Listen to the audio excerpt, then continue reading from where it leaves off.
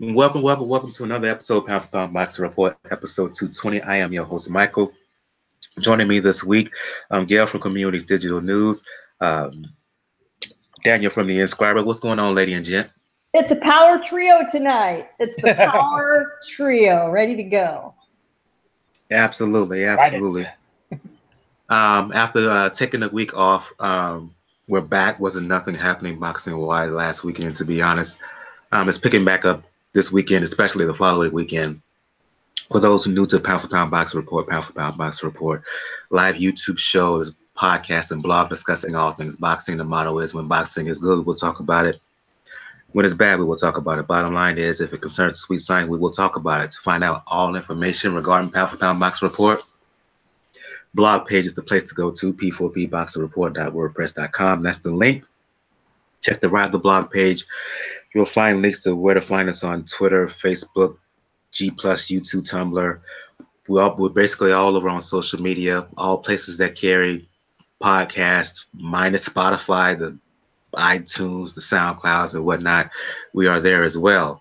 Let's get things going. Going back a couple of weeks, I'm going to recap some action that took place on ESPN almost 2 weeks ago, a card that took place in Phoenix. So I want to start with what many consider an upset. I don't consider it as much of an upset as Jose Pedraza defeated Ray Beltran by unanimous decision to win the WBO lightweight belt. Subsequently, Pedraza will fight Vasily Lomachenko in December, early December. I think December 1st. I'll go to you, Gail, ladies first as always. I was not surprised when we talked about this fight a couple of weeks ago. I had a strong inkling that an upset, a quote-unquote upset, could happen after the fact, after the fight. For those, let me give a brief description. Pedraza, for me, he controlled the pace in the early half of the fight. Beltran tried to come on a bit. He made the fight closer, but what solidified the victory for Pedraza was a knockdown in round 11. At that point, you knew that that Beltran was in real trouble. And then Pedraza, the last 30 seconds, last 20 seconds of that fight, really came on, hurt Beltran, in my opinion. He was the one who closed the show, not the defending champ. So in the aftermath, given what we saw from Beltran, given what we saw from Pedraza, how much of a quote-unquote upset do you really think this was?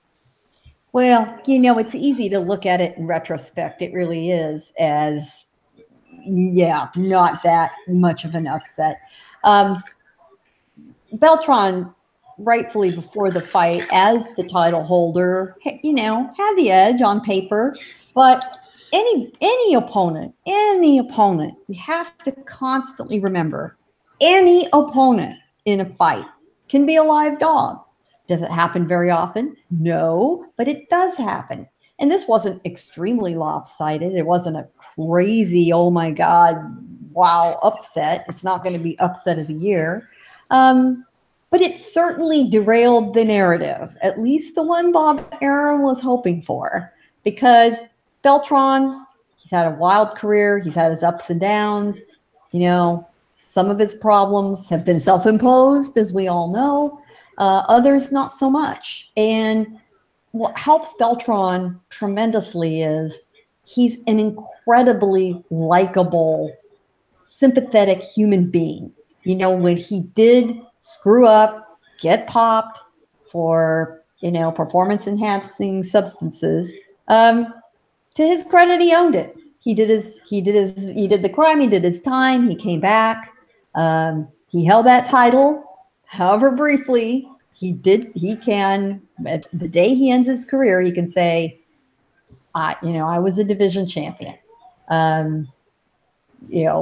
Asterisks aside. So you can't help but root for him. But the fight was scored absolutely correctly, and it still would have been the right score even without the knockdown.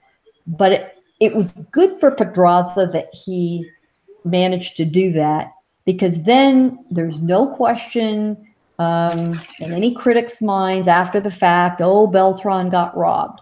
No, Sorry, like Ray, but he did not get robbed. Pedraza earned it fair and square. However, who are we kidding? No matter who won that fight, Lomachenko is going to wipe the floor with them. It's not going to matter 3 months from now. Not one bit. I'll go to you, Daniel. Your thoughts on the fight? It was a very, very fun fight to watch. Mainly because even though Pedraza was getting tired in the second round of the fight, and we see Beltran trying to put it on, he never really did enough to have Pedraza think twice or change his game plan, which was effective, which is what I said she'd done 2 weeks ago. Maintain distance, use the jab, land in distance, because Beltran's trying to come inside. And he did that. Even when the rounds where Beltran was coming in doing it, he didn't do enough where he got into a firefight with him. And it paid off because early on, Pedraza did do a little bit of body work on Beltran in the first few rounds. And then ultimately, even though Beltran was showing that he had a little more in the tank, Pedraza showed that he had some reserves as well with that knockdown. It was a nice knockdown, too. And it wasn't a flash one either. You could tell. You could tell that if that round was 30 seconds more, there was a good chance that Pedraza stops him. And it was a good fight all around. It was, in the end, when you think back of it, hindsight, it is a style that's tailor-made for Pedraza, because Pedraza does really well not when you can come in inside on him, try to do it, because he'll land a jab on you, but still not have enough when it comes to the realm of power to really hurt. That's what mainly affected him in the Gervonta Davis fight. He was able to do the same thing. Ultimately, Tank's power caught up to him. And Beltran just simply didn't have enough this time around. And I like the fact that Gail mentioned it. The last 10 rounds, that was pretty much Pedraza landing anything he could on Beltran. I think I've read some people saying that the fight should have stopped there, but it's the last 10 seconds of the fight. You give the champion any chance he has, and Pedraza won a lot of respect in that crowd. But like I said, you went into the lion's den in that area. Arizona, like I said, pretty much full Mexican crowd, all backing Beltran. It's a good way for Pedraza to step up in a division where suddenly there's money to be made, even though I'll put it to this way when it comes to his future. No good deed goes unpunished. Okay, I mentioned that Pedraza is set to fight Lomachenko. This may be a redundant question, but do you give him any chance, or is it just the case that he's food for Loma in December? Well, there's going to be losing, and then there's going to be losing.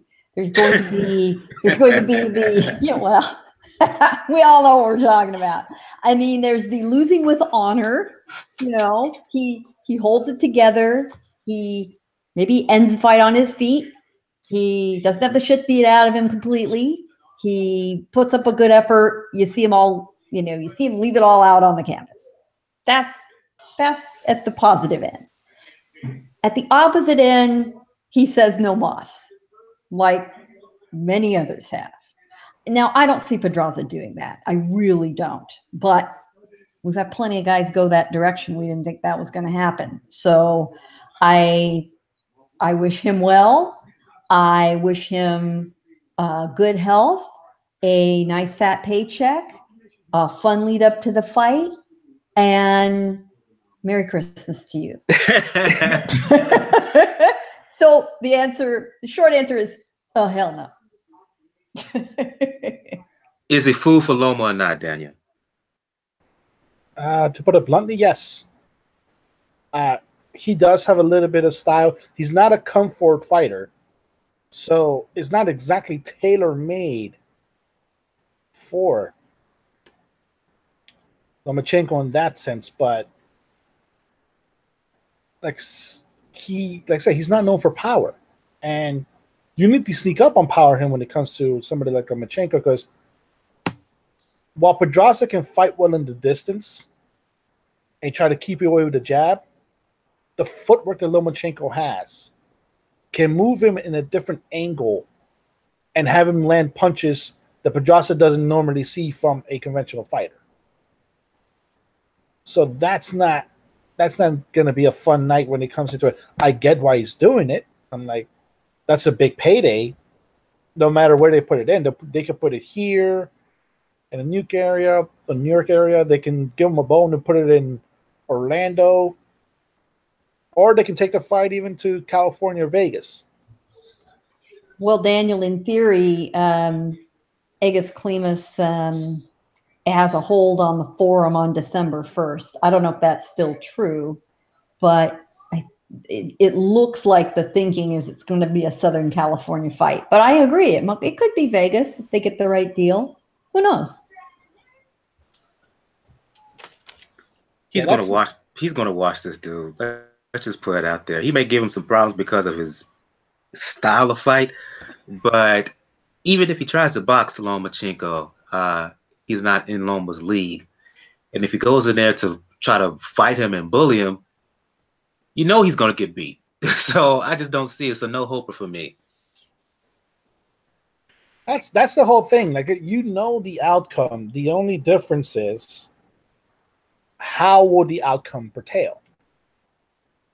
Because Pedraza, like I said, technically Pedraza was pretty lucky to get this title shot. You have to remember that Beltran had another mandatory, and boxing something happened, and he was able to get this opportunity right around the time that he signed around for Top Rank long term. So it's going to be difficult in a way to see any way that Pedraza can win the fight outside of a shock knockdown or shock knockout. Because when it comes to skills, Pedraza, like I said, Pedraza is good. Pedraza fights well in the distance, but you cannot plan for things like you can't plan for Lomachenko and expect the same fighter every fight. He changes something in every fight that makes every one of his opponents pretty much unable to stop him. Even Linares, when he knocked him down, he changed his game plan to make sure that Linares wasn't able to do that again. Yeah, he learns so fast. He's so mentally adept in the ring that and his muscle memory has been drilled and drilled and drilled so much. When you've got to think more about your physical performance, because the muscle memory isn't there, you're spending a lot more of your brain divided off on that, and less of your brain is available to do those mental calculations and step outside yourself and think about the game plan portion.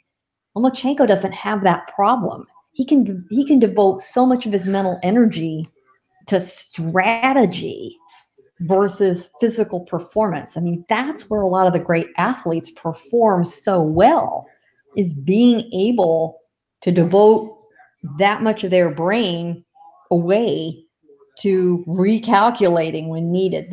The buffer space is there in the head, and he has got it. And that's where that repetitive creative training comes in with him. I've just checked the calendar, and December 1st, might not be in play. And the reason I say that is, of course, we now on that day have the Stevenson-Gvozdyk fight. Well, Loma's manager, I guess Klimas, handles Gvozdyk. So, and although technically Papa Lomachenko is not Gvozdyk's trainer in theory, he still has a lot to do with him. So my guess is they will not do those two fights the same night. But, maybe a few weeks later, if they get a fight before that, I'm sure they will. Klimas has had his guys fighting on Thanksgiving weekend before. We might do that again. Who knows? Let's move on to the main undercard bout for that doubleheader on ESPN. Isaac Dogboe came on the scene earlier this year, this past April in Philadelphia, stopping Jesse Magdalena in the 11th round in Philadelphia to win WBO belt at 122 pounds. He made his first defense 2 weeks ago on the undercard of Beltran and Pedraza.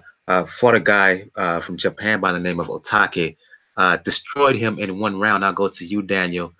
Given what we saw from Dogboe, like I said, this past April against Magdalena, what we saw from him against Otake, is this kid the force that he seems to be, that he looks like he is? Because he has come on the scene, let folks know who he is, and he kind of put his foot in stamped himself as like, not only am I here, I'm going to be here for a while. And he's calling out all the other champions. Is the hype to be believed? Because he looks like a little sensation at 122 pounds. It's going to depend once he moves up, because he has said he has ambitions of moving up, and he has openly stated that he walks around at welterweight or super welterweight when not training. So think about that. If he walks around 150 pounds, he's dropping 28 pounds in training camp. And you don't see him be gassed. You don't see him affect the power. Like in this fight was just a showcase. He has the potential to be what he wants to be. It just has to be how he moves up. Because unfortunately, we're at this day and age where we can be very, very impatient about fighters when they come into it. And Dogboe might feel the pressure that's saying, no, you need to move up to featherweight now. You need to move up to junior lightweight now. And if he moves up too soon, even though his body can handle the weight, you may not be fully ready for what's there in front of you. He has potential. Like he has great potential. He has a great story. His personality is completely one of the best things about him. And he has power. And he has tenacity. He has the potential he has that potential. I just have to see it. I won't fully go there until at least I see him at 130 pounds. Which, given his age, and as I said, given what he says he walks around with, it's easy to be plausible within the next 2 years. Only 23, Gail. As Daniel mentioned, he has the personality. I mean, folks were typing Neho on boxing Twitter the night of the fight. Oh, and I was one of them. No kidding. I mean, and we're all looking it up. What the hell does that mean again? Yeah, given that, given the way that he fights, given his aggression and his power, this kid has star potential, and he's already calling. Like I said, he's already calling out the other guys at 122 pounds, namely Ray Vargas and Daniel Roman. He has the it factor. He does, and you cannot underestimate how important that is, because boxing, yes, is a sport, and yes, it's a business, but it's entertainment above all. It's got to be entertaining. We have a lot of things competing for our entertainment dollar and attention, and if you got the choice between, Netflix and chill or some boxing that's just sort of then your choice is easy. When you know it's going to be wildly exciting, fun, action-packed, then you're going to spend your money, especially the casual fans who buy only from time to time. They haven't had an exciting, fast, powerful little guy to root for maybe since Manny Pacquiao. And they need one. They need a guy like that. So is Dogboe it? He sure as hell has the potential to be. Who would have thought a little kid from the slums of the streets of the Philippines would grow up to be, a worldwide megastar? It does happen. Dogboe's background, is really not that more far-fetched than Pacquiao's. He's 23, as you said, he's 23 years old. He's got plenty of time. There's just so much to like about what he has to offer in every way. Let's go into some news here. News that broke today, actually. Terence Bud Crawford, my pick as #1 pound-for-pound fighter in the world. Sorry, Lomachenko fans. News broke that he signed a contract extension with Top Rank, and he's going to fight Jose Benavidez October 13th. I mean, look, us folks who follow boxing on a pretty serious, pretty heavy basis, we already knew that Benavidez was going to be his next opponent. But more to the point, Gail and Daniel, your thoughts and give some details as well on the contract extension between Bud Crawford and Top Rank. Good move. Do you think that Bud could have held out for other options, maybe of a design or anyone else? Well, to put it in blunt terms, he saw the bag and he grabbed it, which in a way is a smart thing, because I think Bud doesn't see himself as like pretty much staying really, really long in the boxing game. So he has to build his war chest. He has to build funds for the life after boxing. So that I'm not begrudging it. What this does, though, in my eyes, though, is it puts the final nail on the coffin for any chance of a fight with Spence. Because you couple that with the recent deal that was announced yesterday between PBC and Fox, that fight's pretty much dead, and which puts, unfortunately, Crawford in the back.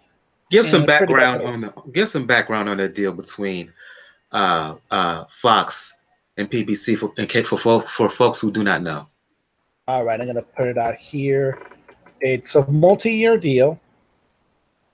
It's a little bit similar to, I think, what you're going to have that's happening between HBO and Top Rank and Eddie Hernandez, and similar in that front. So they are chipping in a little bit. Their budget's going to grow so they can put more PBC cards. Oh, and which, by the way, this is also coupled with another deal that was announced earlier today, where the Barclays Center has signed to be pretty much in the New York area, the exclusive home of PBC. So not even fights in the Nassau Coliseum. It's going to be purely in the Barclays Center. I think about 8 fight cards supposed to be a year in that multi-year deal. So that's a pretty multi-year deal to say. It's similar to what you're seeing with Top Rank, which means people are consolidating their bases. Networks are consolidating their house of who they want to pick in. And in all honesty, this is pretty much the last people that the PBC could have gone to, because almost every other major network has either not renewed any time by PBC had, or like in the case of ESPN, bought them out. So it's good all around. It's good all around if you're a fan of the PBC, you're a fan of that part of boxing. But if people remember the Cold War with Top Rank and Golden Boy, you're gonna see many versions of that, because now not only do promoters have enough money now, they now each have at least a main network to work on. I'm going to hold out on a Spence Crawford bout, because that's a fight I really, really want to see. So while on the surface it looks like it may put a, as you said, a nail in the coffin, I'm not gonna give out hope on that yet. Just like, you know, I'm just not. I want to see that fight. I want to see that fight. Period. For me, it has to happen at 147. Goes to you, Gail. Your thoughts on, forget the opponent for Bud coming up next month because we already knew who that was, but more to the point, the re-signing with Top Rank. Your thoughts? You know, I am, you know, the Spence fight aside, and I'm with you, Michael. I'm holding out for that. Maybe it'll be slightly delayed, but eventually, you know, all roads Spence lead to Crawford, and all roads Crawford lead to Spence. I mean, that's just the way it's going to be. And if they want to make it happen, they can make it happen. They have to be a little more motivated, so it may take a little while to get there. In the meantime, here's what I really like about this. Crawford stayed loyal to the guy that's helped develop a very, very lucrative, very successful career. You know, Bud Crawford and Bob Arum may not necessarily seem like they're, you know, made for each other, but let's think about some of the great fighters' careers that Arum has built over the years. And his resume is impeccable. And he's been able to do it again with Bud. And rather than, you know, disappearing for a few more bucks at the level of, you know, money that Crawford is earning, it's not going to make the biggest difference in his lifestyle. He stayed loyal to a successful business relationship between people. And that is what I really like and value about him. And that speaks to the character of Crawford in the same way that he still insists on being a Midwestern-based fighter. You know, there's that saying, you know, dance with the people who bring you. And that's what Crawford has done. You know, he didn't rush away to the bright lights of big city the minute he could. He's stayed true to exactly the same guy he was before he had money.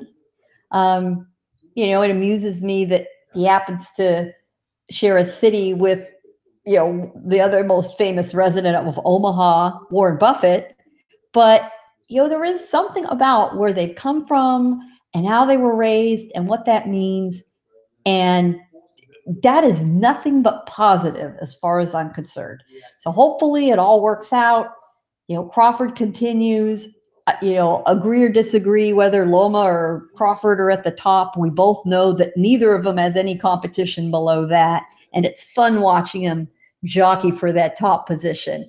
And all we have to hope now is that Arum continues to find him, you know, good opponents. You know, Benavidez fight, yeah, fine. You know, we all knew what that's about. And does anyone think that's going to be competitive? No, but once again, it puts Crawford in front of his audience in Omaha. They'll sell out the arena. And it's once again looking at the overall picture and the folks involved. It's nothing but good for boxing. Bravo.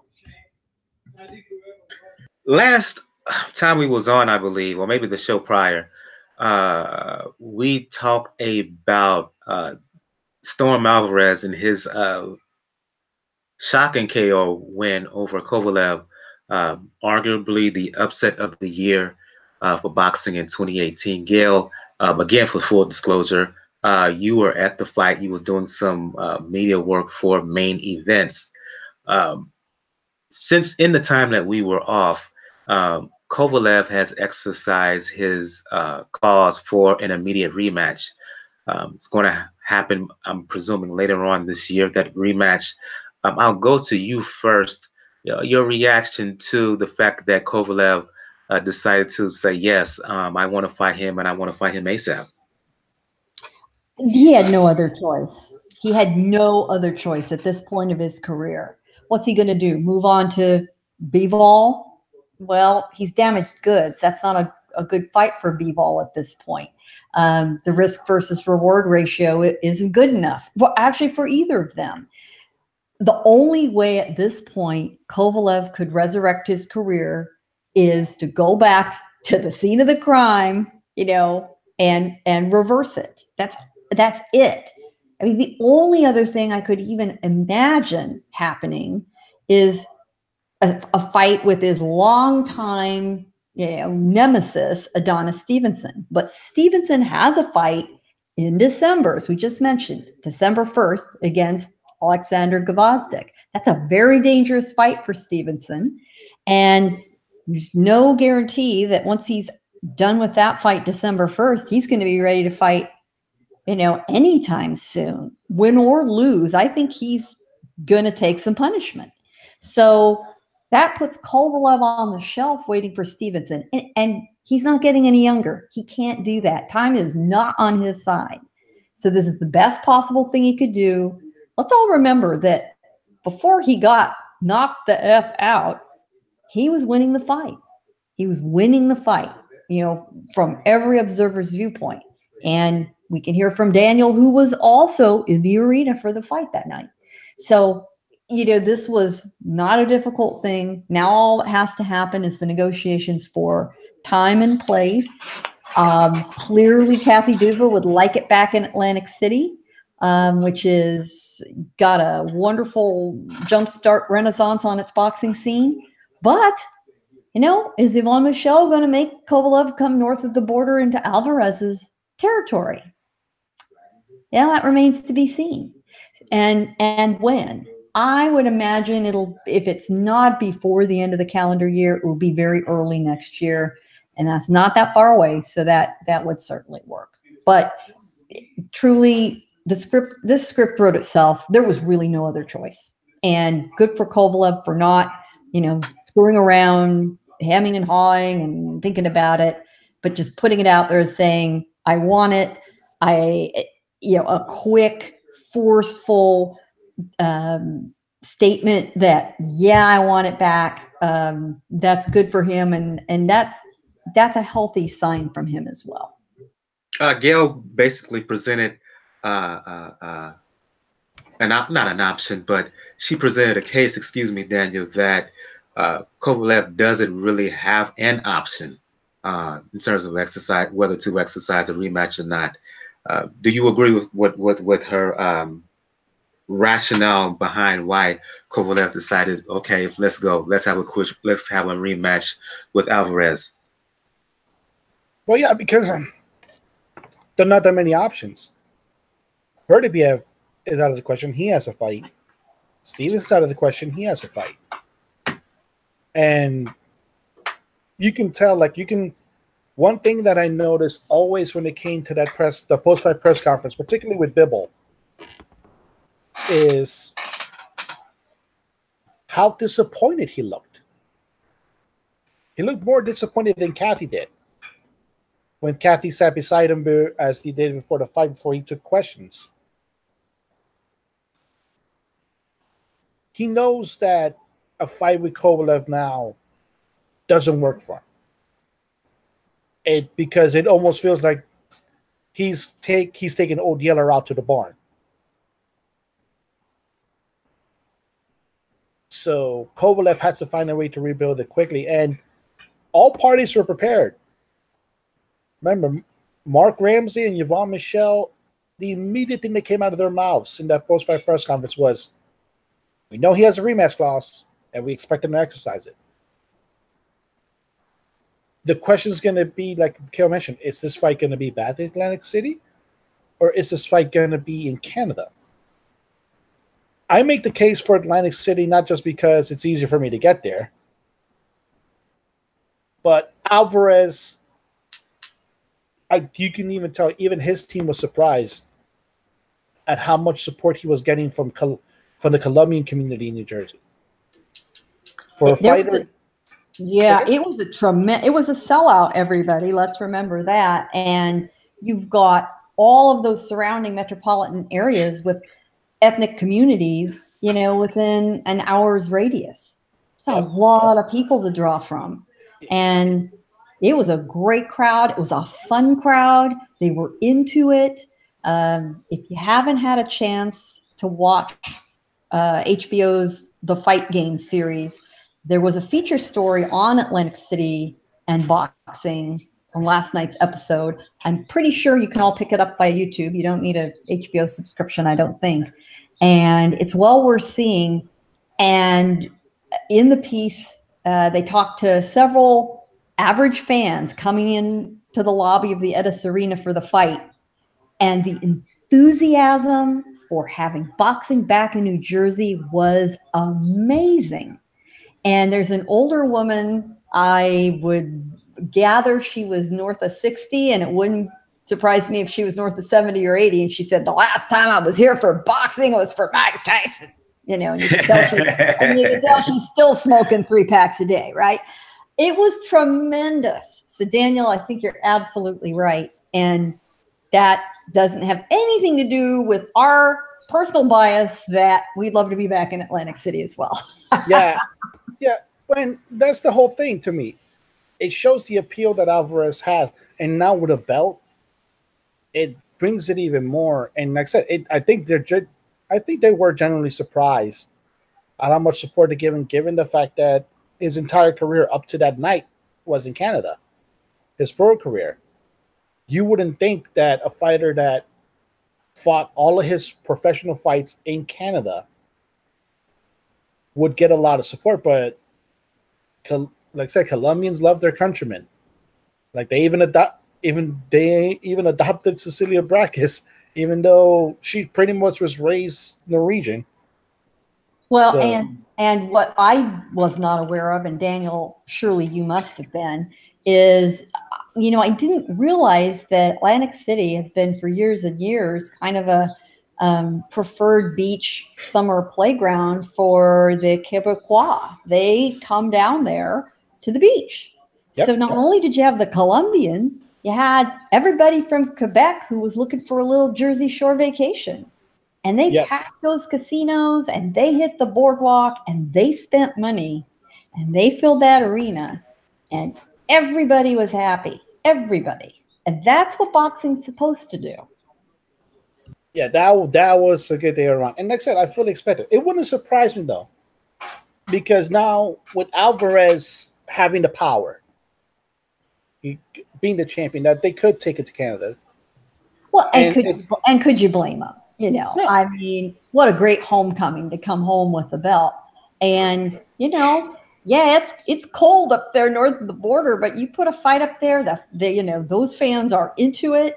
Those are great areas to visit. Again, there's some, you're talking about some pretty significant tourist destinations in their own right for different reasons. Now, to me, if you do it in December and you have it in Canada north of the border around the holidays, that's a real big draw for a lot of people as well outside of boxing. So there's just a lot of good options, and you know, all of them work for different reasons. Yep. Yeah, the thing that I get from you guys is that what you just said, Gail, I think it was you, Daniel, who said not Kovalev, but Alvarez has all the power. Now, just think a year and a half ago, it was Kovalev who, to many, was the most feared fighter in the division, who's considered the man in the division, who had basically most of the negotiating pull. Now, Kovalev, if he wants a big fight, bid a rematch with Alvarez or any other significant fight, he's B-side now. How things have changed over the past 18 months or so. Oh yeah. And it's a changing of the guard. You know, that happens in these divisions in boxing, and sometimes it's a fairly predictable trajectory. You know, you could practically mark the, you know, ink in the dates on the calendar moving forward for months and months. But once again, this is why you have the fights, and this is what we love: the upsets, the changing of the guard. I mean, to see that knockout win, it was thrilling. Never mind that I was on the payroll of the guy that ended up on the canvas. From purely a spectator and a fan's point of view, It was a tremendously exciting fight. It was thrilling. The Alvarez and his team were elated. At the time I tweeted, it's pandemonium in here, and it was in all the right ways. That's what keeps fans coming back. And in the long run, the athletes come and go, the fans stay, and the sport stays. And that's what you need to build, that long-term health of the sport. You know, boxing has been declared on life support so many times. And every single time, people have been proven wrong. And seeing these regional arenas be resurrected and fans show up, and the addition now of legal sports betting and live streaming, boxing is not going anywhere for a long, long time. And we have some new life infused into it. It's all good. Normally, I write the docket and provide fights we're going to cover, or we're going to recap, news, and fights we're going to preview. This show is going by pretty quick. We're already getting ready to start the recap segment. But before we go there, I'm going to open up to you, both Gail and Daniel. Any news, boxing news that you want to talk about? I know, Gail, you was part of a media conference call for Canelo Triple G. I know, Daniel, you are all over reading about events happening in the sport. So I'm going to give you guys the time to discuss anything boxing-wise. Okay, there's a couple of things that I see here. Mainly, Brandon Rios, I think, was technically his next fight was supposed to be in Mexico. It looks like he's going to pack his bags to jolly go to England because they're trying to negotiate an undercard fight between him and Mr. Sam Eggington for the undercard of Joshua Povetkin. I thought he was going to finally fight Ortiz, but oh well. Oh no, he did an interview about that when they said that's okay. His next fight's going to be in Mexico. He pretty much called the fight dead at this point. Like, he doesn't care anymore. Now, interesting enough, the WBA is now causing bullshit, as always, because the big fight in cruiserweights is now the coming up is Alexander Usyk pretty much facing the one actual champion he hasn't beaten yet, Antonio Bellew. However, the WBA may force Usyk to fight again in Russia, facing, like, I'll limit my boy Denis Ledebev in a unification fight to, like I said, in their never-ending quest to try to solidify titles, and then they recreate them later. So that's what's going to happen. So that may throw a big wrench in the Tony Bellew discussions. And ultimately, luckily, the only thing that I've seen was mainly that Tyson Fury supposedly went into camp on Saturday for the Wilder fight, even though nobody has not heard any details of this fight. And there's this rumor going around that Jarrett Hurst signed with the AZN. Interesting. Any news that you want to report, Gail? Well, interesting to hear Fury's name. You know, there's a lot of chatter that Fury and Wilder are both going to be present for Fight Week next week in Las Vegas. In addition to the Canelo Golovkin rematch, it's also the week that a large fan fest, boxing fan fest, is held, which is being done in conjunction with the big September Mexican Independence Day weekend's fights in the last few years. A lot of events in town, Nevada Boxing Hall of Fame stuff going on. So it doesn't, it's not a huge surprise that Fury and Wilder might show up and possibly announce for sure their matchup. So we'll see if we spot those guys around town. I think most fans have seen the, escalating kind of growing in meanness, trash talk between the Golovkin and Alvarez camps. These guys are both really pissed, which is going to be nothing but good for fight fans. For those who have not, pardon my dogs, for those who have not seen the undercard lineup, this is one of the better, more interesting undercards for these guys and for this sort of big fight weekend in Vegas in a long, long time. And nobody should look past the entertainment value, if not the historic legacy, said with some sarcasm, of David Lemieux and Spike O'Sullivan. Oh, dear. Those guys want to tangle. Oh, dear. They want to tangle. And they've been trash talking it up on social media. Their conference call was a riot. And they're both really good at it. They're not the yeller, screamer, wave your arms, Angel Garcia kind of stuff. No, they don't go there. But they just lower their head and let it rip, and that should be very interesting. And Canelo says he wants another fight before the end of the year, win, lose, or draw, which would be either a victory lap fight or a rehabilitation fight. I guarantee you that whoever wins that fight will be Canelo's next opponent. And he's not going to be in condition to fight again this year after this fight. Win or lose. So he claims that he wants one more fight because he was inactive. I agree with you. And there's a lot of chatter about how he looked at the media workout, which was last weekend in Los Angeles. And, there's almost as much reading of the tea leaves and scurrying around trying to find out what's really going on as there is in Washington about who Anonymous is, right? So it's about that much. So the two big issues were when Canelo came out to do his thing in front of the fans. Unlike Golovkin, he did not remove his shirt. Oh, wow! Whoa! Canelo didn't take his shirt off. What does that mean? Is he drained? Does he look like shit? What's going on? Who the hell knows?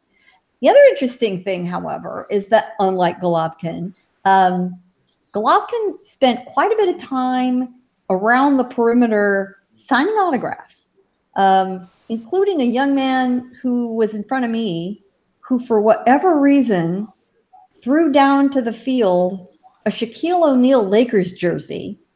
Golovkin signed the back of it. And he was the happiest young man in Los Angeles that day. It was just the funniest thing ever, and it was charming in its own way. But Golovkin hung around, signed a lot of autographs. Jaime Munguia was present and had some fans there, and he had a blast. That kid is having a great time, and he is on the undercard and elated to have that opportunity. Canelo came out, did his thing, bailed. That was it. No interaction with the fans, nothing. And I talked to quite a few of the Canelo fans there. They were very disappointed. They were very disappointed in his lack of interaction. So what does that signal? Is he nervous? Is he serious? Once again, everybody's trying to figure out, do these things mean anything, or, is an event just an event? Who knows? Well, it should be interesting to, we'll finally see in a week plus here whether it all meant anything or not. We're going to have to sort of retroactively look back at the behavior and figure out what it signaled. Can we talk about I know this fight's a week away. We can talk about it. It can be addressed now. We should address how weird the promotion for this whole thing has been. Yeah. Because normally in a fight like this, and a rematch to a fight where there's legitimate debate over who won, you would expect press conferences. You would expect these guys to. I'm expecting just the face off. Yeah. Well, and you would expect the face off, but this has been a weird promotion in how quiet it's been. Well, here's the problem. The fighters have absolutely refused to interact with each other prior to the fight. They will not appear together anywhere. Part of the reason I'm convinced is for Jaime Munguia making an appearance at this public workout last weekend is because it gave it about a half-hour buffer in between Golovkin, who came in first, out publicly, did his thing, circulated, and got out, and then Munguia got out there in the ring. It ensured that there was a little bit of time for Golovkin to get out of Dodge before Canelo showed up, so they wouldn't cross paths. So that technically they were never at that event together. They were never in the building together. They will not tape any interviews together. They will not do a conference call. Back to back is usually how the media conference calls work. With very big fights like this, pay-per-views. Normally, the two guys go one after the other, B side and A side. Lesser guys, they'll come on together. It makes for a little more interesting discussion. Not all of them want to do it. That's fine. So the logistics of trying to get both guys time with everybody on the schedule, it means double the number of events that both Golden Boy's promotional team and K2 360 GGG promotional team has to deal with. And it is just from the back, speaking now from the back end as somebody who's had to arrange that stuff, it is a living nightmare for those guys. Listen, given what I've heard the pay-per-view is going to cost, they need to do more than what they're doing. Because if it's true that the pay-per-view is as high as it is, which I've heard is going to be upwards of $80 to pay for this, gotta do more than this. $84.95. $84.95. Yeah, and that's the bad part of it. That's the part of it that gripes with me when it comes into this promotion. Okay, I get it. You two legitimately don't like each other. You two don't really want to address each other. But guess what? You're the biggest fight in the U.S. for this year. And you're trying to bring in new fans. This is not doing it. I understand it. There's personal animosity. You can use it to your advantage. You can, if you have a face-off, you can have a face-off where not even just a face-off, just have an interview. You ask them the same questions and see what their answer is. Granted, that's what 24/7 can be also, but even that's a bit muted. So it's interesting. All the logistical problems aside, and yeah, I get it. Wow, nobody's sympathetic. You're all making a lot of money. Stop your whining. I get that, but that's a real problem they've had to overcome. But there's just this sort of odd buzzkill hanging over this fight, because of what went down in May, I think, because of the bad taste still about the judging problem last fall, the enthusiasm that was there and the sense of excitement and fun. Boxing should be fun after all. We're talking about boxing as entertainment. It should be fun. It's missing. That's the part that's missing. Yeah, everybody's expecting a good fight. Everyone's very intrigued by the matchup. There's a lot of analysis that's smart and interesting going on.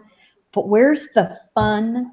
There was very little of it at the media workout. Canelo is very stone-faced, and he's a fairly serious guy to begin with. He's always been a very controlled personality, but he can even be more controlled and shut down. He is. Golovkin's been a lot more fun, and he certainly seemed a lot looser and interacted by far more with the fans. But there's still that underlying subcurrent of, I want to kick his ass, and not in a fun way. It's going to be interesting to see what happens next week in Las Vegas. Can they regain the sort of sense of excitement that we had the first time? It remains to be seen. I'm not sure. Tom Loeffler was asked several times how ticket sales were doing, and beyond just saying that they were good, he didn't have a number. That tells me that, well, number one, clearly it's not a sellout. But how far from a sellout is it? That fight should be a sellout by now. We're talking. It's as we record this. It is September 6th. That fight should be a sellout. Not. Two more stories here. You mentioned the WBC earlier, Daniel. I'm going to mention two stories here that speak to kind of the shenanigans that's taking place with the WBC. First story is this. For those who do not know, not only do I do pound-for-pound boxing thing, I also write for Three Kings Boxing, right? Well, there's a story on there published by sometimes regular of the show, Bo. The WBC, they're considering passing a rule. Check this out, folks.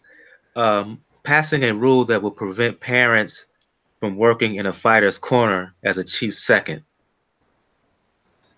According to Mauricio Suleiman, let me give you the details. He used health risk concerns as the reason for this rule possibly happening. Basically stating that fighters are risking their health by pushing themselves too far because the parents are in the corner and are not responsible enough to stop their sons or daughters from fighting on. His argument stems from the fact that fighters not wanting to disappoint their parents. That's story number one, right? Second story is this. We all know that Luis Nery, he lost the WBC bantamweight title on the scales before his rematch with Shinzuka Yamanaka back in March. Well, after much drama, Suleiman stated Tuesday, I believe, that we're finally going to have a fight for that vacant WBC bantamweight title. Okay, Rashid Warren fighting the number one contender, Frenchman by the name of Ubali. Okay, here's the thing. Ubali's number one contender. Rashid Warren is number 4. Who does that leave out of the picture? A Thai fighter by the name of Chipatana. Why do I mention Chipatana? Because this past May, he had signed a deal to fight the Frenchman Ubali for the title in June. The fight was stopped or canceled because French television didn't come up with the necessary funds to televise the bout, though, and as a result, the funds subsequently went dry. So you have Suleiman earlier this week announced a bout between Warren and Ubali. The Thai fighter Chipana, who's ranked number 2, is left out the loop. I put all that out there. Your reaction? Oh, Mauricio. Where does he get these ideas? Somebody needs to take the letters off his desk. And if I didn't say the Warren French Ubali fight that's going to happen next month, though there's been no date and location, he said that the two are going to fight in October. You know, what can you say? I suppose you can look at the logic of it and think about, do we have family members training, sons usually, but it's sometimes other relationships, who are beholden to them, who have a vested interest financially, business-wise, that supersedes the fighter's health. It's very rare. And where that is a consideration, where that does happen, well, that's when you need an aggressive, attentive referee and medical officials and commission officials. Those are the folks there to weed out those particular situations. You don't make a blanket rule to toss out a fighter's team, just because of the familial relationships. Many of those relationships have been enormously successful. And this is just, overkill. If the problem exists, there's other ways to get at it. Okay. First of all, this is a rule that has been proposed, I think, 6 months ago. I remember this rule being proposed 6 months ago. And much like how the Muhammad Ali Act, let's say a law that was drafted by the late Senator John McCain, was technically created to put one man out of business in Don King. It almost feels, because this has come up particularly when a certain fighter coming into it. It feels like this is aimed at getting Angel Garcia out of the way because of his, put it plainly, fuckery. Yeah. Here's the problem, though. Racist. Here's the problem, and y'all know I'm not a fan of Angel Garcia. Far from it. If you didn't suspend him for how much of a fool he acted for Thurman, why try to indirectly punish him a year later, if that's the move? Well, that's the whole thing. We don't know how this is going to shape up, because obviously, I know when we talk about the fight coming up between them and Porter, we know what the WC's doing there, but the main thing I think about it is not just the fact that the health of the fighters into the question. Unless those fighters have been around a long time, and those parents have been around for a long time, we'll be pretty honest. A lot of times when you put parents in there in the fight corners, they're not going to know what they're doing. Unless they've been in the game for a very long time. If they haven't, if they want to jump in there, or actually going to mention a better situation that can prevent this. Adrian Broner and his father. Because he may not be the chief second, he may not be the trainer, but that man is wholly unprepared to deal with the grueling natures of the boxing business. And his son, the way he acts, is a perfect example of that factor. Because at the end of the day, you can have the best trainers in the world, but if you have your father there as part of the team, if the man raised you, you're going to listen to him. So that's one factor that goes into it, but you have to flesh it out a little bit more. You're probably going to have to grandfather some people into it. And you're going to have to make cases out of it, which pretty much makes the rule moot by that point. Any last words on the two stories I shared, Gail, regarding the WBC before we start previewing fights? No, the only other fight that we haven't talked about that just bears mentioning is, I have to ask both of you, have you seen anything in all your years of watching boxing stranger than Curtis Harper walking out of the fight against his Nigerian opponent before a single punch had been thrown, but after the bell? What? To quote EJ Boxing Live, oh my days. Oh my goodness. Yeah. I have never seen anything. For those who do not know, Curtis Harper, prior to a fight that was on PBC or it was a PBC. Against a Friday night fight. pretty touted prospect. I can't remember the country he was from, but he steps in the ring. They introduce him. He has the in the ring stare down and whatever. The bell rings. Come away with me. He turns around, steps out the ring, and walks away. And you thought you seen it all. And you know it was a PBC fight because they're the ones that have this long sort of catwalk gangplank coming down to the ring for the ring walk to get in. It wasn't even. It's not floor level like most ring walks. It was above upper level on the floor. So as he walked out, everybody got to see him walk out of the ring. Yeah. And they were at the Armory in Minneapolis, which is a fun little venue, odd little venue. It puts on some pretty good, fights.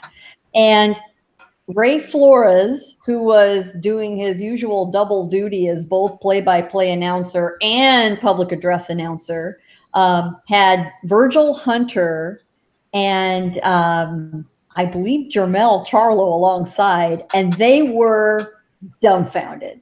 They were still talking about it as the next fight got started. I mean, they were still just so blown away by the whole thing.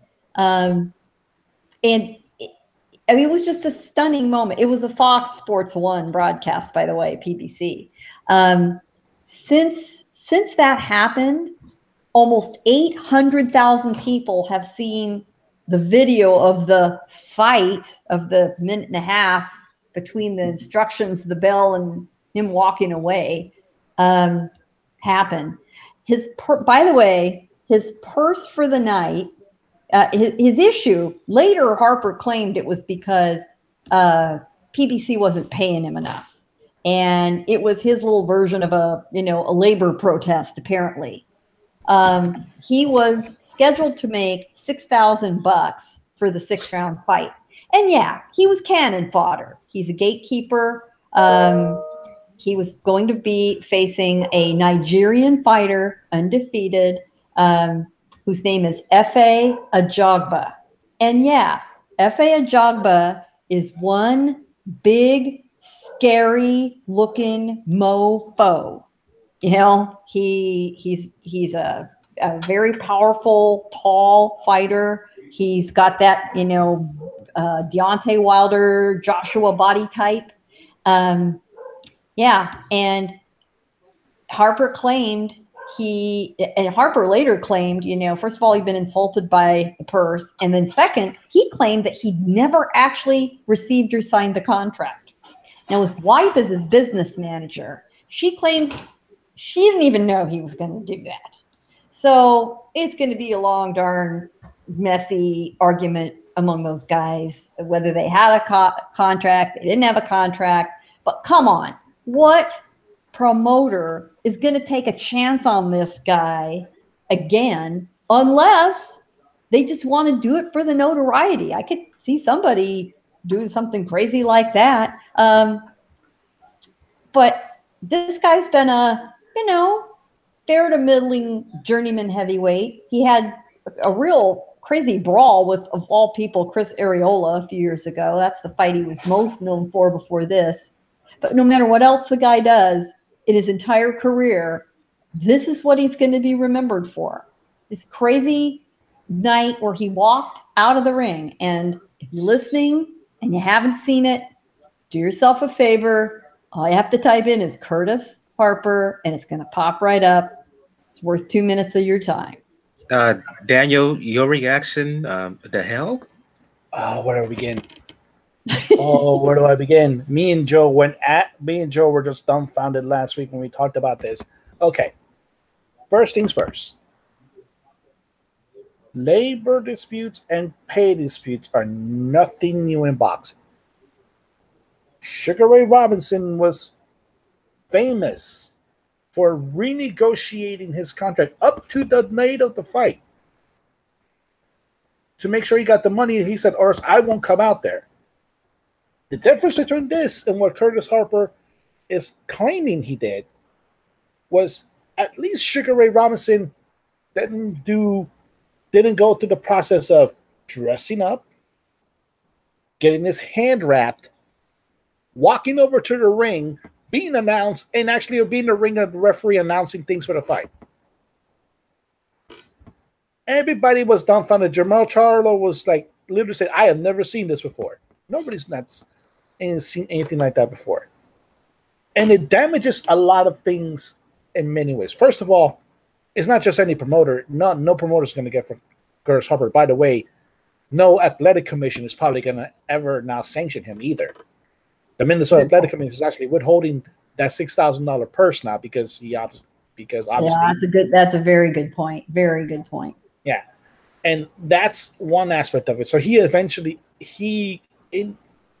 want to believe him, like I said, if you want to believe him, like if you really want to believe the man, he turned a dispute where he could have done this all beforehand before going through all the procedures, he went from trying to get more money to pretty much not gonna get any more money as a sport.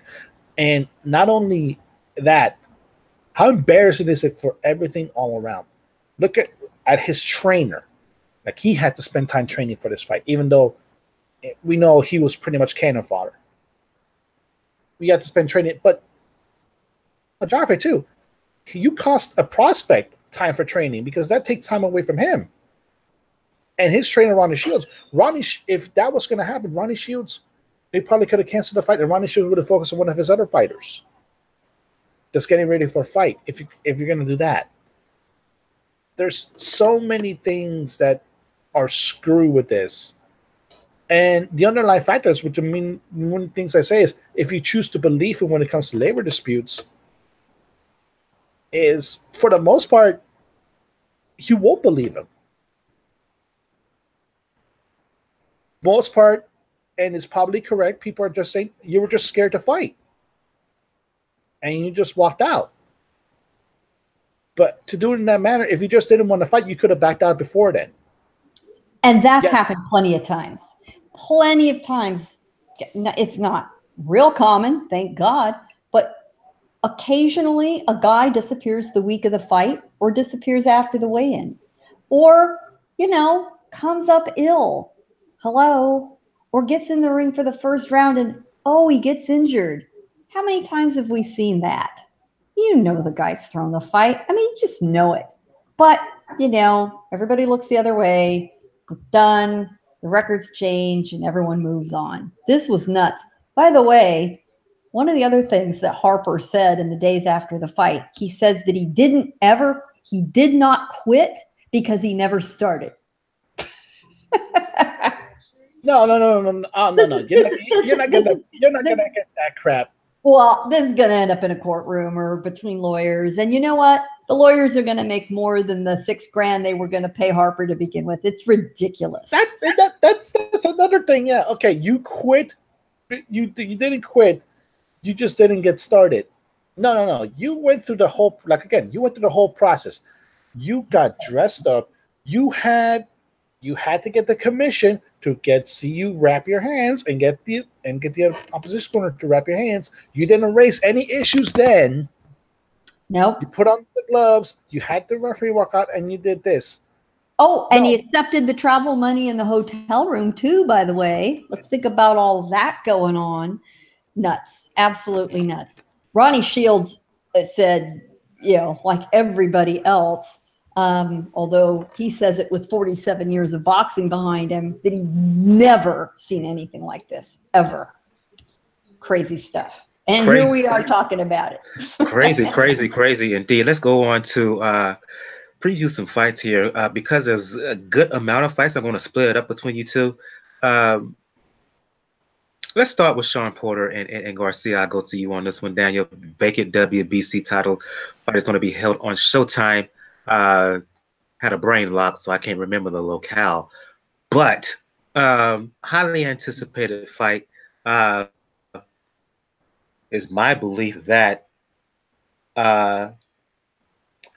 Porter wouldn't have got this fight with Garcia unless there was demands, because he's certainly been calling him out for it. Be that as it may, the fight is happening anyway.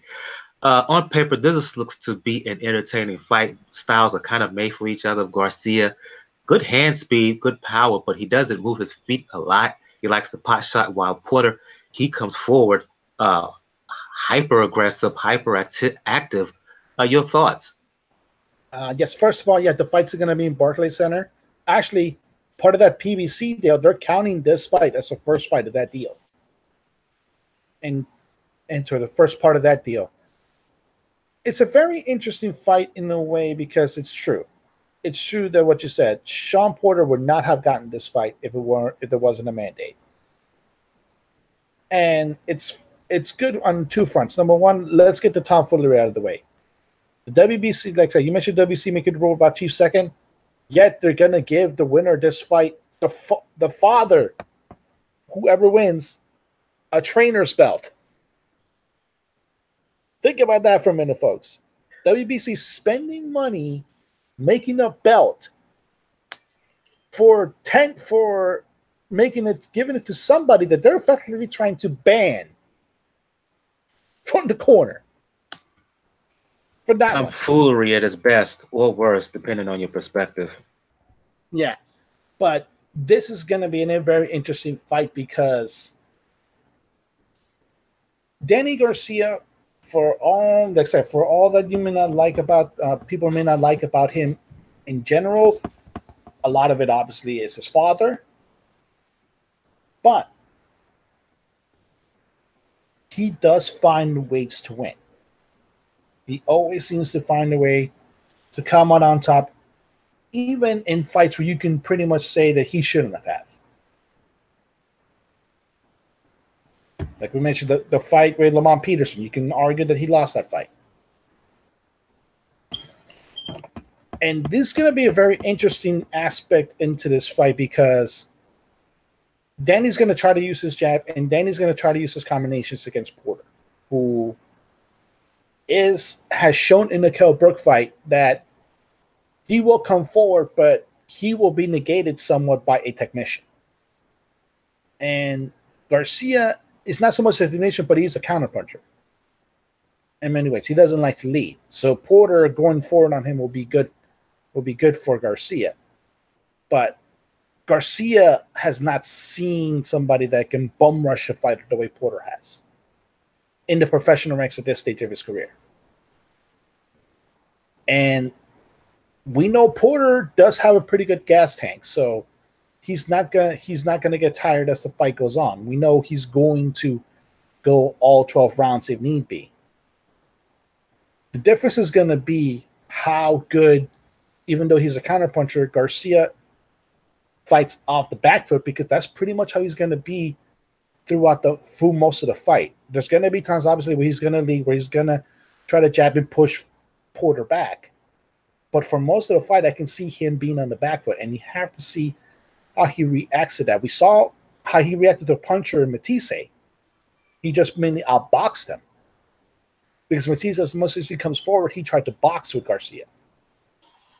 Porter is not going to try to box with Garcia. Porter is going to try to brawl with Garcia. And ultimately, I may go against my better judgment on this, but I'm picking Shawn Porter to win.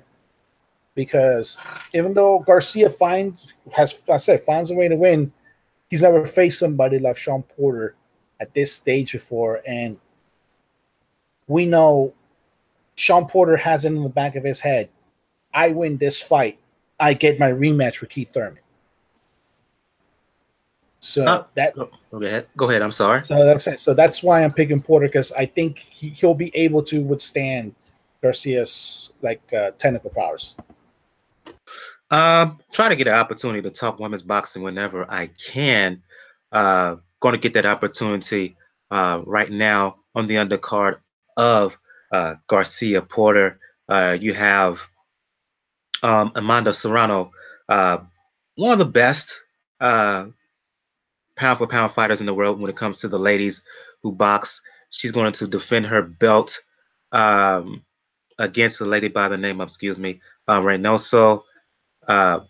Fight at super lightweight, I believe, Gail.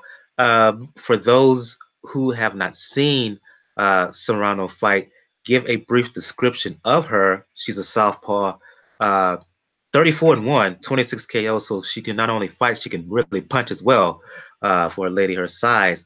But also let's talk about this upcoming fight with Reynoso. Yeah, Amanda Serrano is absolutely among the class elite in women's professional boxing. And at one time was, for a short period, the only belt-holding champion from Puerto Rico in some of their, difficult periods here. She is super impressive to watch. She, as you said, is 34-1-1 with 25 knockouts. For women, that is a tremendous figure because, for the most part, they only fight 2-minute rounds. And it is really tough to close the deal with a knockout when you've only got 2 minutes. So that's saying something. She is currently a 5-division world champion. She will be 6 if she wins on Saturday. This fight is for the vacant WBO 140-pound belt. Her opponent is Yamila Reynoso of Argentina. She is much younger than Serrano. Serrano's 29. This young lady from Argentina is 22. She's 11-4-3 with 8 knockouts. Serrano has so much more experience, so many more turns in the ring. She really should take her to school. It should be a showcase for Serrano. And what an achievement. You know, no matter who the opponent is, you still have to train. You still have to get in the ring, and you still have to fight. I'm sure she'll want to make a statement with a stoppage, so that should be fun to watch. Amanda has an almost equally talented sister named Cindy. They're really a powerhouse in women's boxing, and they've stuck it out for a long, long time. I'm really pleased to see her get this spot on this card, and we're seeing this more and more. Good quality women's fights on significant cards. Better yet, in front of big arenas where people are in the seats and may not know anything about the women's pros, or may think they're not interested until they watch a good fight and say, hey, they were good, you know, and then they're going to give it a chance.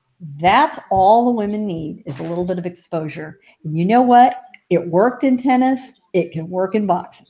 And she has an entertaining style. One has been blasting ladies out of there. 8 of her last 9 wins have come via TKO. And she's not a case of, there's sometimes in women's boxing where some of the better fighters or some of the ladies who are considered pound for pound, they're older, 35 up. Serrano is only 29, so she is still in her physical peak. So yeah, if you get a chance to see that fight, please, I will urge you to please take time out to watch Serrano. I think you're going to really enjoy what you see. And I just want to point out, doing the math, she's had 36 professional fights, 36. She's fought 128 rounds total in 36 professional fights. Do the math. She barely goes more than 3 rounds a fight. That's how good she is. So be in your seat on time. That's all we're saying. Go ahead, Daniel, quickly. I say, like, and better do it while you can, because she has her eyes on the octagon. So, and she that'd be a good transition for her. Not all boxers would make the right transition, but she's got the personality for it. Looks matter, especially with the women. She's got the looks to do it. She already has a fan base, and I think she'd earn some good money, and good for her. I wish her well if she does it. Let's move on to Superfly3 card is happening this Saturday in Inglewood. Go to you, Daniel. Start with the kind of the main event, if you will. Juan Francisco Estrada coming off his highly entertaining, I want to say, draw with SSR earlier this year, this past February. He's finally returning to the ring to fight a fighter by the name of Orucuta. I can't remember. Felipe. I'll just say his first name, Felipe. I can't pronounce his last name. I'll butcher it, I know. But your thoughts on Estrada and his return to the ring? All right. First of all, like, his last name is Orucuta. Thank you. All right. This is going to be a fun fight because Orucuta is a pretty good fighter. And it's good to see, like I said, he's good to see Estrada back in the ring. Obviously, he wanted that rematch with Brungbesai. Obviously, it's not happening. But it'll give him some exposure in the U.S. while SSR, like you mentioned, is technically right now having victory tours right now in Thailand, which he's earned, by the way, folks. He's earned. Nobody's going to critique him for taking those victory rounds, particularly after the way he got screwed and when the Quadros fight. So I don't blame it all for it, but it's good to have this type of main event going into it because it keeps Estrada fresh in the eyes of fans. And also, what it does is it'll make a case where you can say if he wins, and he was emphatically, you can't run from me, Ron Zavai. You have to face me. You know I beat you. And that'll just build up for the rematch better. Maybe if it takes a year, maybe, yeah, we'll probably see it then in Superfly 4. I think it was either late last year or earlier this year. Former strawweight, junior flyweight champion Kazuto Ioka announced his retirement. Excuse me, in the correction, Gail, in the chat, it was a majority loss to Rung Fasai from Estrada. So thanks for the correction. Kazuto Ioka, I think it was either late last year or maybe even January of this year, he announced his retirement where, well, a couple of months ago, he announced that he was coming back to the ring. And he's going to come back to the ring not only at 115 pounds, but his comeback fight will be on the Superfly 3 card, excuse me. Fighting McWilliams Arroyo, and I'll go to you on this one, Gail. Tough fight for someone on the comeback because McWilliams Arroyo, who beat Carlos Cuadras last time out, gave Chocolatito a very good fight. I think it was back in 2016, I think, either 2016 or early 2017. I can't remember when exact year. But bottom line is he gave Chocolatito Gonzalez a very good fight with the distance with him. He also fought Rung Roy in Thailand, and Rung Roy put on one of the dirtiest displays of boxing that you will ever see. Lost that fight to Rung Roy, unfortunately. He didn't have a chance. The referee let Rung Roy get away with just about everything in that fight. Bottom line is, I know this is the comeback for Ioka, but is he biting off more than he can chew with someone as tough, as seasoned as an Arroyo? Keep in mind he's moving up in weight to do this. Yeah, I think he's got a bigger challenge than he realizes on his hands. I mean, for me, Gail, I think this could be the best fight of the card, the most entertaining fight of the entire card. I think it absolutely could be, and among the more competitive fights on the card. You know, yeah, you look at Arroyo's record and you think, well, all right, 17-3. None of his losses were blowouts. None of them. They were competitive, and you could argue that he beat Gonzalez. Some people think it was very, very close. Yeah, you're right about I can never. This is the one. You know, we all got our kryptonite names. He's one of mine. Yeah, his record is deceptive, and he's tough. He does damage. He puts on a great fight, and he gives good fighters problems.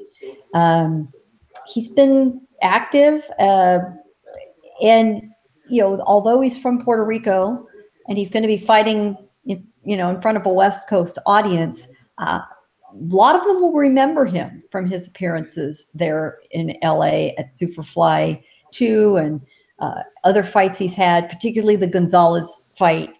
He'll have a lot of support in the crowd. That should be a good little fight. And of course, he would like to, you know, both of these guys would like to get on the next Superfly card with a good performance, you know, and see where it goes. And meanwhile, Chocolatito will be making his comeback fight next week on the Canelo Golovkin undercard. You know, wouldn't surprise me a great deal if Arroyo wins to see a rematch. That wouldn't be the worst fight in the world should Chocolatito have a decent fight next weekend. You know, we'll see. But that should be a fun fight to watch. And Southern California fighters are also really warming up to the Japanese fighters, which is great. Gives them a chance to introduce themselves to the American audience. Should be fun to watch. I'm very happy to see the fight on the card. You know, this Superfly card isn't getting quite the buzz of the previous two.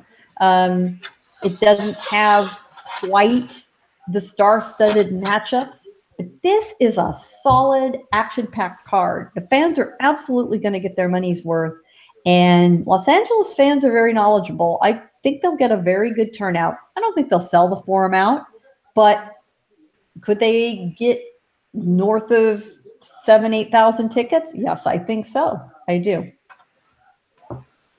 And I see in the chat, Daniel, you gave him a bit of an update here in terms of the Kovalev Alvarez rematch. That fight is going to happen January 2019. Going to open up this last fight here on the Superfly card to both of you, Gail and Daniel. Donna Nietes, who, like Ioka, is a former three-time three-division champion, also at strawweight, junior flyweight. He's moving up to 115 to fight for the vacant belt, I think WBO belt at 115, fighting his countryman by the name of Palicte. Nietes is one of the more well-rounded, one of the more well-schooled fighters in the sport. No visible weakness. He can fight coming forward. He can fight going backwards. He can counter. He can lead. Good to the head and body. Terrific defense, and just has the guile and the professionalism of a seasoned guy. However, Gail and Daniel, he is 36. He's moving up. Moving up to 112 to me was a weight outside his comfort zone. I can understand why he did it, and I can understand why he's doing it at 115. He wants the big money fight late in his career.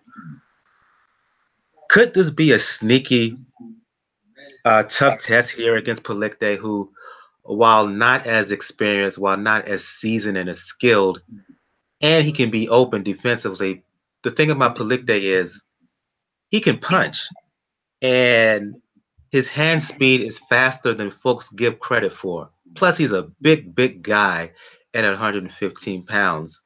Again, the question to both of you, Gail and Daniel, Nietes should win, but am I wrong in thinking there will be spots where he could have some trouble in there against the bigger, stronger, younger Palicte? Oh, I think you'll have trouble. Will you have enough trouble to lose? I'm not sure. We're talking about a classic youth versus experience fight here with some of the other interesting variables, moving up in weight class, the age. It's a 10-year age difference between these two guys, 10 years. And, it's this interesting phenomenon among the smaller weight division fighters that they age poorly. They do not age as well as the big guys. You're never going to see a 41-year-old flyweight like you saw a 41-year-old heavyweight in Klitschko who was competitive. And you're certainly never going to see a 50-year-old like you saw Bernard Hopkins. It's just, they get to be 30 and the clock is ticking fast. So for him to be in there at 36, he might as well be 50. This would be his 5th division title. He's a 4-time champion. He's only got 1 loss on his record, and it was very early in his career. He's on a 14-year win streak. Yeah, pretty much. 31 wins and 2 draws in his last 33 bouts. His 1 loss was, I think, the 7th or 8th fight of his career in the Philippines. But here he is against the young guy, willing to take a chance with a very good knockout ratio. So what it comes down to is, the intelligence and the experience of Nietes and making sure that he doesn't make a mistake. If he leaves himself open to that one punch, like we saw with Alvarez and Kovalev, Nietes could be winning the entire fight on the cards, but if he makes one mistake, it could be over. That's what's going to make it interesting to watch. I think he'll win. I don't think he'll make a mistake. He is a very calculated veteran. He's a very calm fighter. He's a very calm personality, very steady state personality. And he's just not the kind of guy that makes mistakes. The few he's made in his career were early. He learned from them. And he's done extremely well ever since. And among all of the smaller weight division champions, he's the one, especially for American audiences, that that's kind of flown under the radar. So I'm real pleased to see him get a fight, and really he's the next big name next to Estrada. And having it be an all Filipino fight, just like the main event is an all Mexico fight, it's kind of interesting, national rivalries.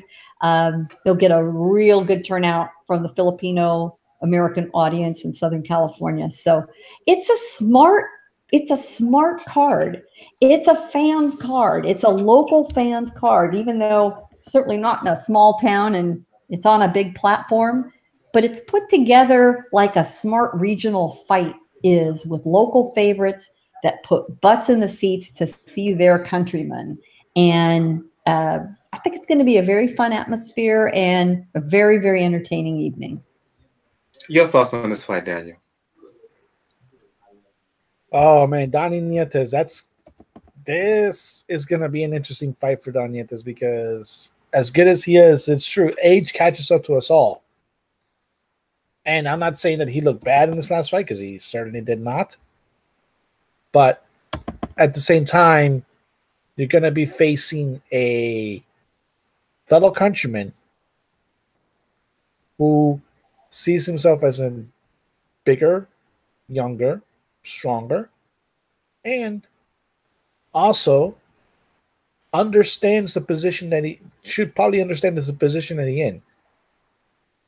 And the fact that while we do have Pacquiao still fighting, we know he's not going to be long for the ring.